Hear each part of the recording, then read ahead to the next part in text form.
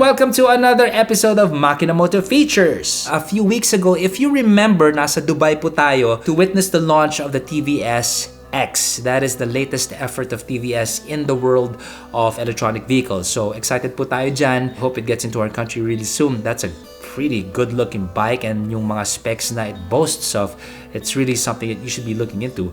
Okay talaga siya. Now, a few weeks later, TVS, being the giant motoring company that it is in India, ever busy, they launched another bike, a very, very important bike. We now go to Thailand. So this time, we are here to check out the all-new RTR310.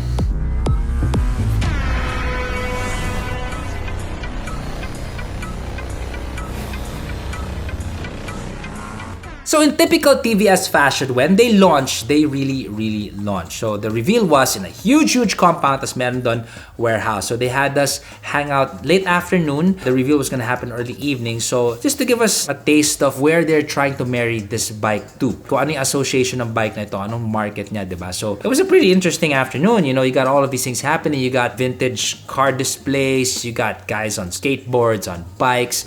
You got a juggler around there, plus yung pagkain, Thailand food, sarap.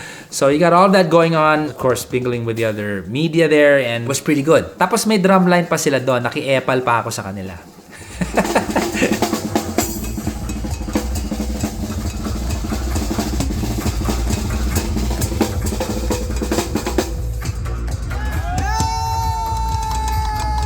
So after all of that, we were now ushered into the warehouse for the reveal.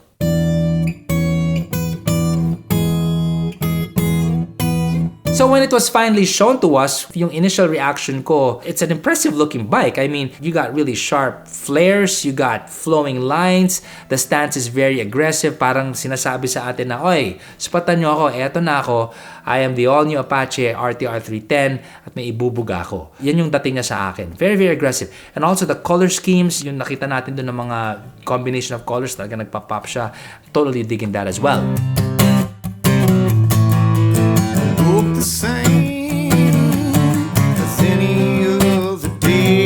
So some of the highlights, medyo marami-rami ito. First off, we have dynamic headlights. So depending on the speed, depending on the conditions, yung intensity ng ilaw ay mag-a-adjust automatically. Same with the taillight, you know, depending kung gaano piniga yung brakes mo or how fast you're braking and how intense your braking is, mag-a-adjust din yung taillight natin accordingly. I'm sure you can bypass this to those who are not used to that. But the idea is there's that kind of adaptability, you know, to maximize yung performance ng headlights natin according to TVS. Yung gulong natin, we have a new wheel, 8-spoke na po siya. So one of the achievements of TVS, at least with this bike, is now they have a first in its class. Yung mga pinaglalagay nila dito sa motor na to, you can only find it in this level. So one of the things that they have is what they call a race-tuned dynamic stability control unit. So what this does is minamaximize na yung braking performance even while you are in a corner. So if you're going low, meron siyang 6D inertial measuring unit. So it's analyzing how low you are, yung angle mo. The computer's also analyzing the speed, yung rate mo going into the corner. And with that, it is now deciding on how your brake should be executed. Sometimes kasi when you're slowing down, some of the tendencies, minsan may mga gulatan, jerking moments, kaya tayo nagkakaroon ng high side accidents, di ba? Nangyayari yung mga ganun. So a lot of the dangers that you have when you're braking in the corner, medyo nababawasan, or it's now safer because of this. Dynamic stability control, race tuned. So apart from that, meron tayong cornering ABS. We've talked about that numerous times. Meron tayong wheelie control. So yung harap mo, hindi siya aangat pag hard acceleration. Di ba? Walang, hindi siya aangat biglaan. Meron din siyang rear wheel lift control. So pag hard braking, unless you're doing stunts, di ba? Ayaw mo naman biglang aangat yung likod mo at nakaka-disorient kaya yun, di ba? When you're hard braking. So, it's gonna prevent your rear wheel from lifting as well. Cornering traction control is one of my favorite features in this bike. So, when you're going deep into a corner, you're really hugging the corner, you're being aggressive there. Sometimes, you kind of lose the rear, di ba? Babalat ka ng ganon, and since may traction control tayo, it's gonna prevent that. So, you're gonna go to the corners with more confidence, di ba? Yung hindi biglang whoop, 'di ba? Hindi ka lang 'di ba? Walang ganung nakakagulat, nakakainis. Of course, if you are a seasoned racer and you're trained to expect those things, walang kaso, no? The human will always adjust. But this is now aiding us when we're going into that. Kasi minsan iba, they lose their ear, wala, bitaw ka na lang, 'di ba? Semplang ka na. So, cornering traction control, okay ako dyan. Apart from that, meron din silang cornering cruise control and slope-dependent control. So as of this video, ang TVS RTR310, the new one, sila lang ang may ganyan. It's the first in its class to have all of these. Let's talk about the engine, compact yung layout niya. So it's maximizing mass centralization. If your balance and everything's in the center, mas maganda yung handling mo, mas maganda yung balance. It's a 312cc engine. Meron tayong forged aluminum piston, so it's about 5% lighter. Right now, in its class, siya rin yung the best power-to-weight ratio. Tuning, we're talking about high peak torque across the power band. So, yes, 310cc siya. Sa mga ibang tao, medyo bitin yun.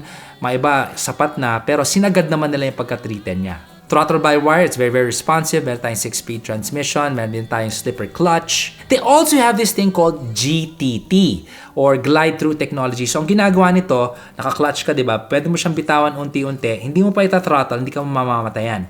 So, pwede mo siyang bubuksan ng konti at aandar na yung motor. Pag andar ng motor, pwede mo nang banatan ng throttle. So, iwas kadyot-kadyot, di ba? Or namamatayan na parang, namatayan, amateur. Diba? So, they have that. Glide-through technology. Yung frame natin, trellis with an aluminum subframe. Shocks natin, KYB. Tas gulong Michelin agad. So, we're talking about serious things they put in this bike off the shelf. So, yung display natin, TFT. Now, getting TFT displays and smaller displacement bikes is getting more common and I'm happy about that. But, etong TFT display na to, meron siyang tinatawag natin Smart Connect. So, you can connect your gadgets, of course. But, apart from that, what this bike can do is also analyze, and this is what I'm talking about. If you watch the previous features, I've been harping about this too. Na sana some of the bikes would have a lot of data coming out of its display to tell the rider kung ano yung ginagawa ng motor mo, di ba? So we're talking about, for the TVS, what this can do, it can give us data about your riding, you know, yung shifting points mo doon sa track. It's gonna tell you how your engine is performing. It's gonna tell you yung average time mo on certain gears. It's gonna tell you your ride pattern as well kung saan ka pwede mag-improve. Maybe in this part, because you have this data now na parang ina-analyze mo, dito sa cornering na ito, medyo bumabagal ka and then you need to up the acceleration. And then you're gonna analyze, bakit kasi hindi ako nag-accelerate doon? Baka naman kasi yung linya mo doon alanganin kaya ka bumabagal. You have to find a better line so you can execute your throttle better, di ba? So, mas maganda yung buga mo. Things like that. So, what is this all telling us? Can I use this in everyday life? This is just showing everybody on how serious TVS is with racing and performance. They're putting it in a bike that you can use every day, di ba? Yan yung message dito. Tapos, another first that they put here. So, sa ibang bansa, meron tayong heating sa upuan, di ba? So, parang di naman natin magagamit yan dito sa Pilipinas. Ano ginawa ng TVS? Meron silang cooling. So, for your betlogs, you can cool them while you're riding in the heat of Philippine sun and you're gonna be fine. Okay ako dyan. Alam mo, especially sa mga taong wala pang anak na medyo praning, motor ng motor, sabi na nakakabaog daw. Well, now you got a seat in a motorcycle that's gonna be cooling your balls to protect your little juniors.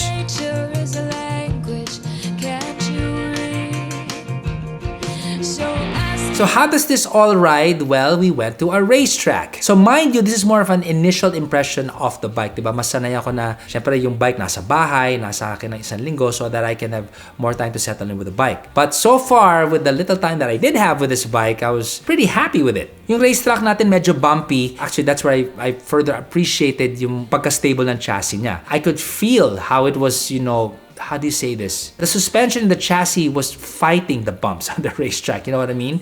And you can just feel how solid the bike is because of those little bumps. Especially sa kanto, you can really feel and push the bike even more in tandem with the Michelin tires. You can get really, really tight with this. Tas medyo komportable ka pa.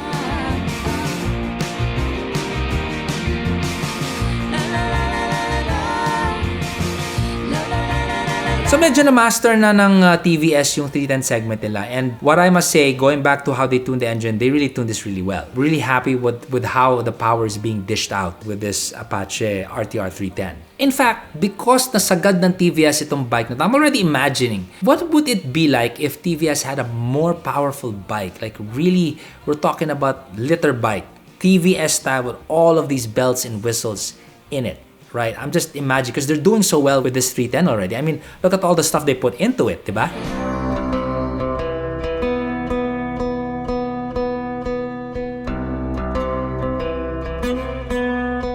So, okay, between the yellow one that I rode here, ito yung mas type kong kulay.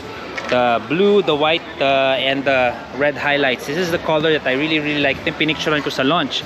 Difference between this one and that one, this is fully accessorized. You got, well, decals are different. Doon nakalagay Apache. This one says TVS Racing. You got your hand protectors over here, accessories, your racks, all of that stuff. This is number 8. This is what I used. Number 8. Okay, so tires natin Michelin kagad. So sobrang kapit niyan. I love Michelin, so they're also cool. Now in terms of color scheme, you see how there's pop in their design. And this is what I'm talking about. Sa panahon ngayon, yan ang hinahanap ko, yung mga may konting ano, na medyo naumay na ako dun sa mga straight dark color na medyo emo. Now I'm looking for colorful bikes. Bikes with pop, like that one. May pop siyang puti. This one may pop na mga dilaw. Alam mo, sa ibang bansa, meron tayong seat warmer. Etong si TVS, they said, di naman applicable yan sa atin eh. Saan sa India, init-init. You know what they did?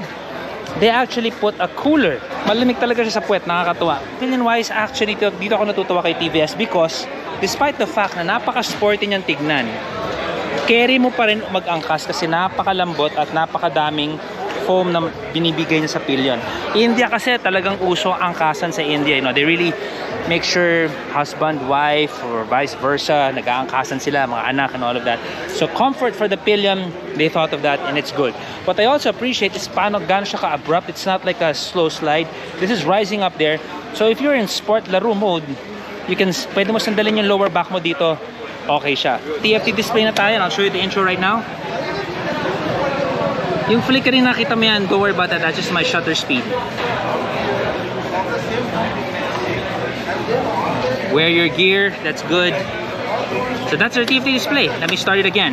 I like it how we're introing racing since 1982. They're really like saying, racing DNA kami unleashed. Doon sila nang galing. Remember, they started out in the 1970s, 1978. Nagsimula sila gumawa ng mga bikes nila.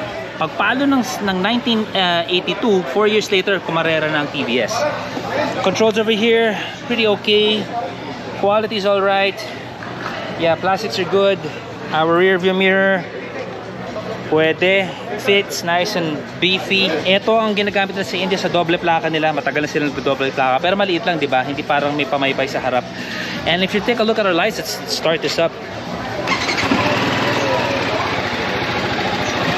Yan ang ating ilaw, headlight, dim, headlight, dim, busina natin.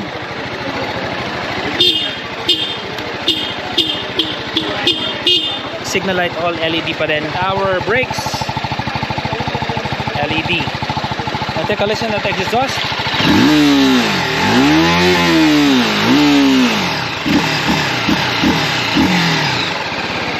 So there. Chassis natin, solid din. Nice. Look at it. It's really well made. Overall, I'm looking forward to having more saddle time with this bike once it gets into our country, of course. You know what? Fantastic job, TVS, on this bike. You guys came out swinging. Lahat na pwede nyo ilagay sa motor na ito, ginawa nyo na. Pinakita nyo sa buong mundo, hey guys, look, we can do this, put it all in this bike, in this segment, at this price. Pretty impressive. This is Zach from Makina Moto Features. Ciao.